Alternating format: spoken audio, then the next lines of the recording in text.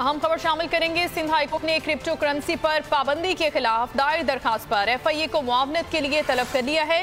State bank ने digital currency के इस्तेमाल पर 6 अप्रैल 2018 से पाबंदी लगा रखी है। क्रिप्टो करेंसी के इस्तेमाल पर पाबंदी के खिलाफ दरखास्त गुजार मारूफ एंकर वकार जका की जानिब से यह दरखास्त दायर की गई है, जिसमें यह मौक़िफ़ इख्तियार किया गया है कि स्टेट बैंक की जानिब से पाबंदी नाइंसाफ़ी और आइन की खिलाफ वर्जी है। तरक्याती ममालिक डिजिटल करेंसी से कसीर सरमाया कमा रहे हैं, जबकि स्टेट बैंक ने 6 अप्रैल 2018 से इस पर पाबंदी लगा रखी है। इसी पर बात करते हैं। दरखास्त गुजार वकार ज़कार हमारे साथ मौजूद हैं। वकार, ये दरखास्त आपकी जानिब से दायर की गई है, अब इसकी समाअत होगी, क्या मौक़िफ़ है इस पर आपका?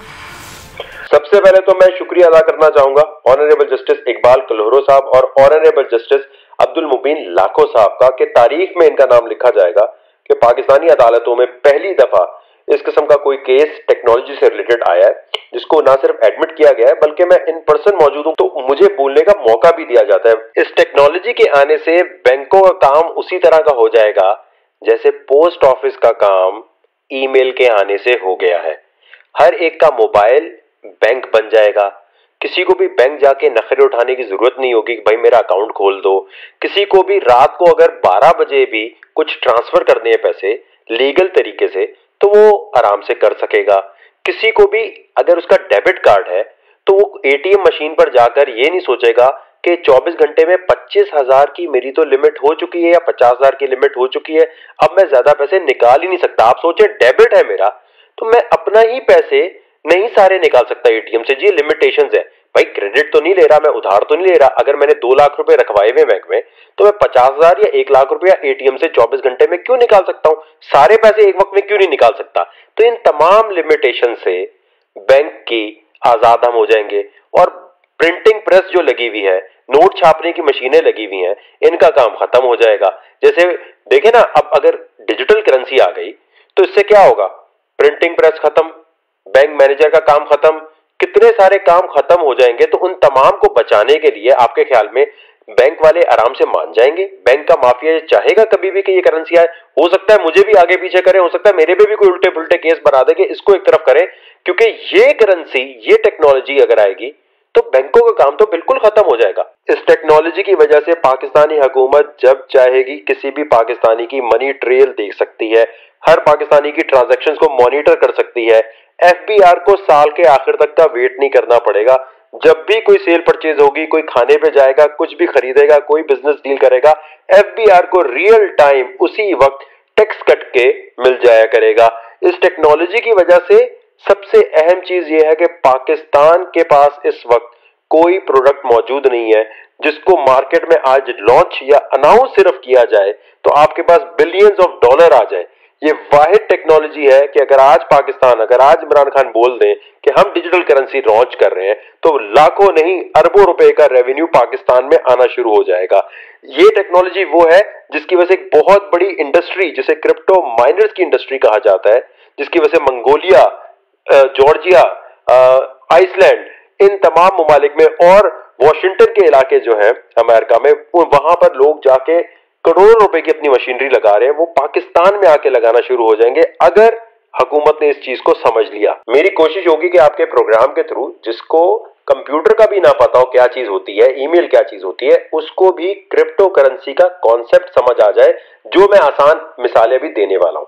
पहले तो ये समझ लें जैसे कहीं गोल्ड पड़ा हो और पूरी दुनिया के लोग अपनी मशीनरी लेके वहां पहुंचे और गोल्ड निकालने लगे। पाकिस्तान ये कहते हैं कि नहीं जी, हमारे लोग वहां नहीं जाएंगे और हमारे लोग गोल्ड नहीं निकालेंगे।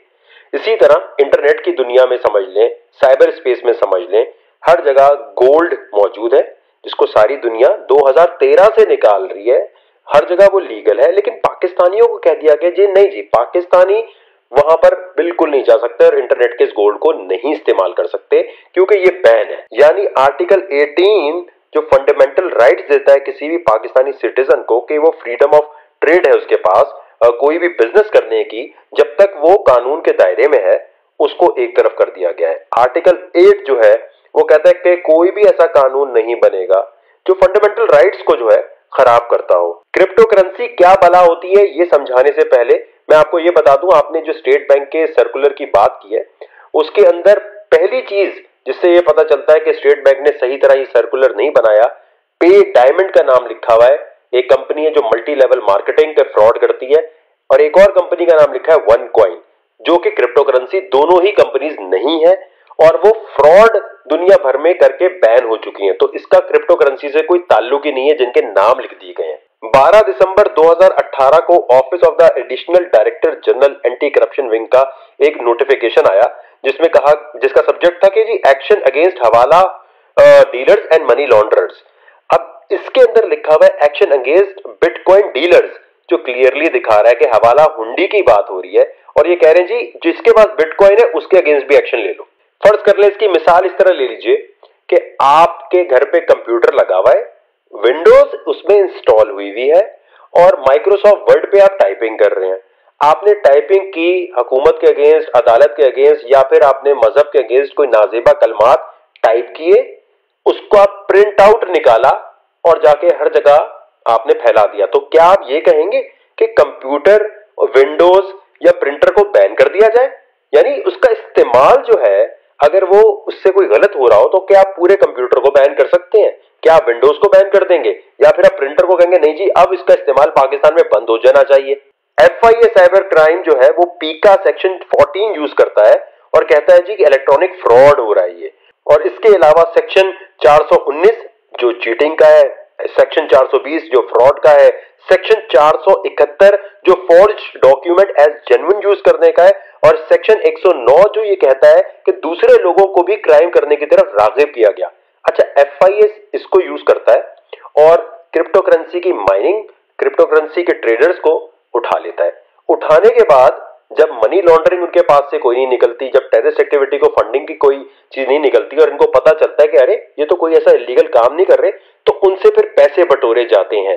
FIA साइबर क्राइम खुद अपनी इंक्वायरी में एडमिट कर चुकी है कि हमारे सब इंस्पेक्टर ने किसी के बिटकॉइन, किसी की क्रिप्टो करेंसी लेकर बेची और खा गया, और जिस बंदे को पकड़ा वो कोई इलीगल काम नहीं कर रहा था, वही कोर्ट में सबमिट कराया, जिसके ऊपर सिंध हाई कोर्ट ने नोटिस किया FIA को कि आइए जरा बताइए ये किस किस्म की बात हुई है जिसके अंदर आप लोगों से बिटकॉइन और क्रिप्टो करेंसी आपके लोग लेते हैं, उठाया क्यों जाता है उन लोगों को? पहली बात तो ये है। और इसी तरह 12 मई 2017 की भी एक नोटिफिकेशन है, अगर उसको देखा जाए तो ये कहा जाता है कि जी फॉरेन एक्सचेंज रेगुलेशन एक्ट है एक 1947 का, जो किसी भी सिटीजन को रिस्ट्रिक्ट करता है इंपोर्ट और एक्सपोर्ट या किसी भी ऐसी मुल्क की करेंसी को यूज करने से जो स्टेट बैंक ने अलाउ नहीं की।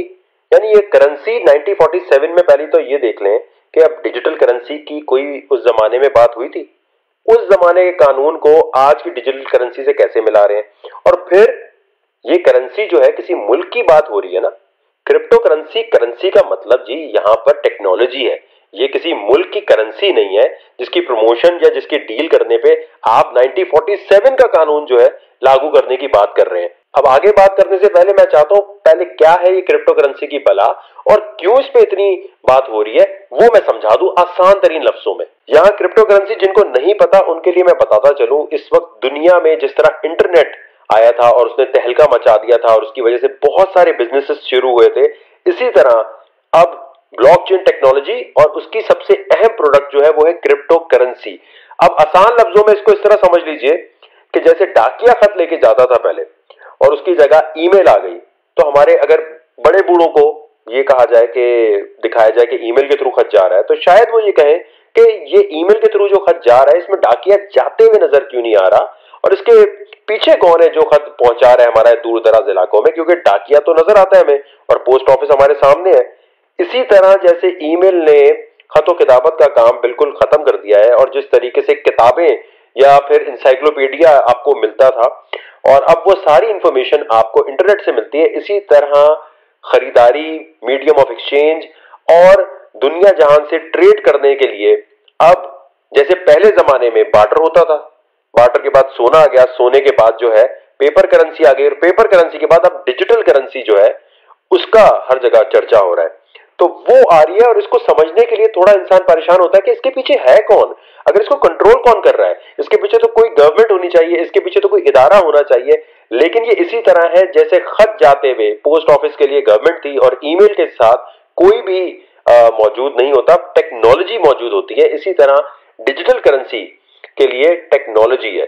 अब यहां ये समझ लेना चाहिए कि जी अगर पाकिस्तान में इसको बैन किया गया है तो ये सेहत के लिए मुज़िर है, क्या ये फाइनेंशियल हालात के लिए मुज़िर है, क्या ये किसी भी तरह अवामुन्नास के लिए कोई नुकसानदेह है। यहां सबसे अहम चीज समझने की ये है, USA, UK, Europe, Japan, Australia, New Zealand, Russia, South Korea, हर जगह इसको अगर लीगल हैसियत दे दी गई है। और FATF सबसे अहम यह है कि इस कुछ अरसे पहले G20 में, जापान में होने वाले, ओसाका में होने वाले G20 में FATF ने खास तौर पे क्रिप्टो करेंसी की अहमियत को बयान किया है। वो चाहते तो बैन कर देते कि कोई कंट्री है जो हमारी मेंबर है इसको यूज नहीं करेगी, और जो कंट्री से यूज कर रही है उसे हम ब्लैकलिस्ट कर देंगे। इसकी अहमियत को और खास तौर पे बयान किया गया है। तो इसका मतलब ये कि ये बहुत अहम चीज है किसी भी कौम की तरक्की के लिए, किसी भी कौम के फ्यूचर फाइनेंशियल स्टेबिलिटी के लिए।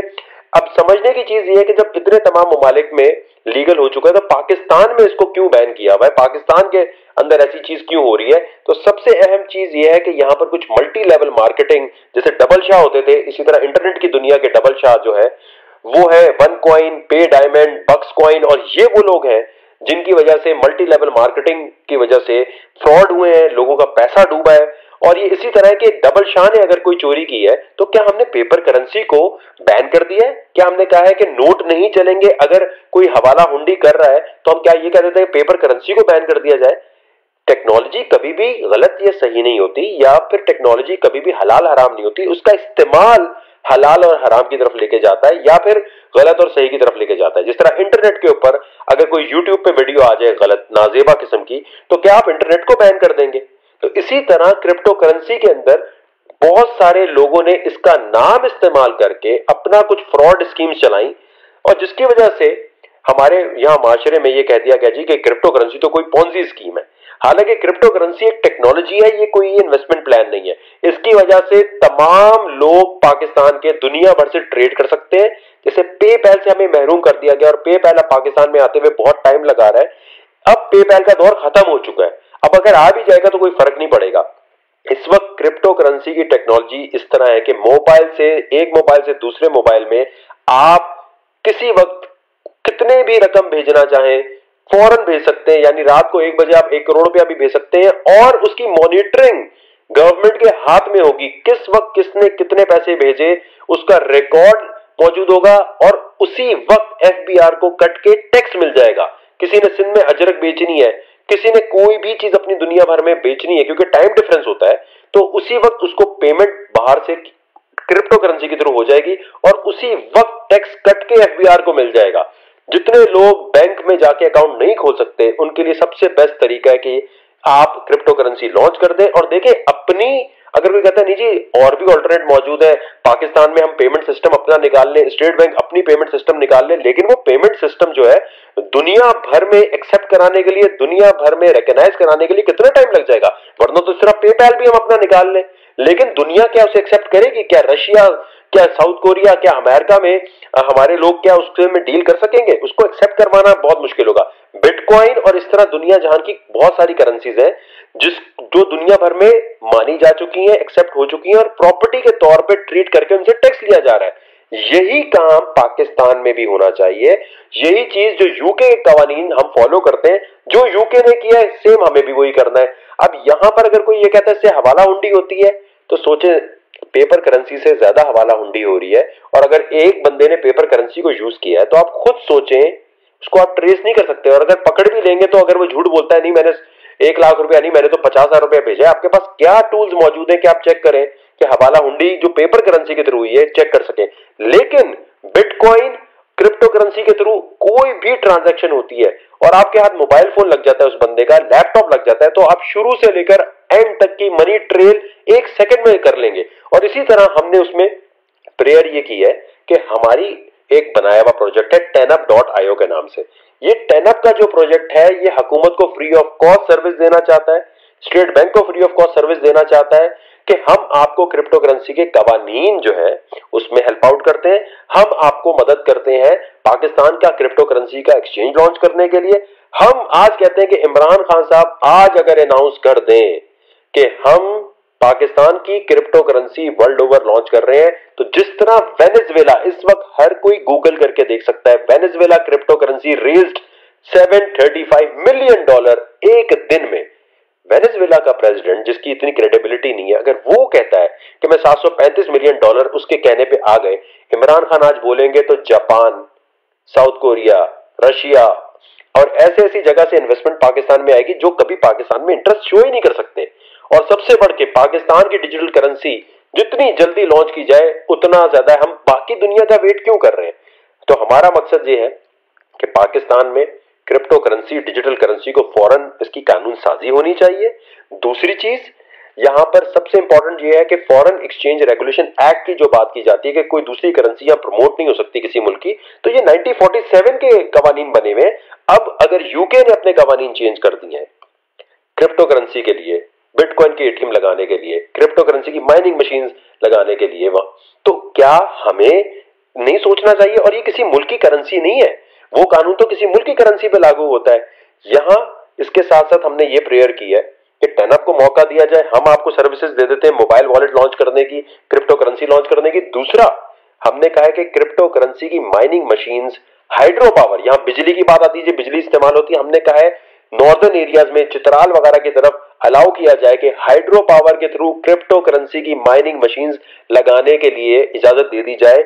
उसके थ्रू पैसा आएगा। एक बहुत गलत कॉन्सेप्ट है जिसके लिए एफआईए को बुलाया भी गया है। ये है वो चीज जिसके बारे में एफआईए को बुलाया गया है कि क्रिप्टो करेंसी की माइनिंग मशीन्स से क्या मनी लॉन्ड्रिंग होती है? क्या इससे पैसा बाहर जा सकता है? नामुमकिन बात है। आज अगर अलाउ कर दिया जाए तो मंगोलिया, जॉर्जिया और आइसलैंड, जहां पूरी दुनिया के लोग माइनिंग मशीन्स लगा रहे हैं, वो सारे लोग यहां आएंगे, पाकिस्तान के लोग भी यहां लगाएंगे और ये पैसा आएगा।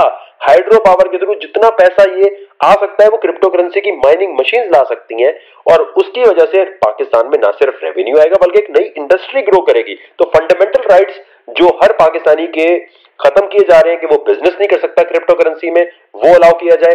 बैंक्स को कहा जाए कि वो क्रिप्टो करेंसी खुद बेचना शुरू कर दें, या वो लोगों को अलाउ करें कि जी वो आकर अपना बैंक अकाउंट तो खोल सके, बिजनेस तो कर सके। अगर कोई लीगल तरीके से करना चाहता है अपना बिजनेस तो उसको अलाउ किया जाएगा, वो क्रिप्टो करेंसी की ट्रेडिंग कर सकता है, उसे अलाउ किया जाएगा वो क्रिप्टो करेंसी की माइनिंग मशीन्स जो है उनका इस्तेमाल कर सकता है और उस पर टैक्स पे करे। वो इसमें इतनी बड़ी इंडस्ट्री से पाकिस्तान को महरूम क्यों किया जा रहा है? तो हमारा केस ये है कि पाकिस्तान में इन तमाम चीजों की कानून साजी के लिए डायरेक्शंस दी जाए और वकार ज़कात टेनअप खुद तैयार बैठा है कि पाकिस्तान जो 10 साल बाद चीज लागू करेगा हम आज लागू कर देंगे। मौजूद थे और उनका मौक़िफ़ भी हमने मुलाहिज़ा किया। बहुत शुक्रिया आपके वक्त का।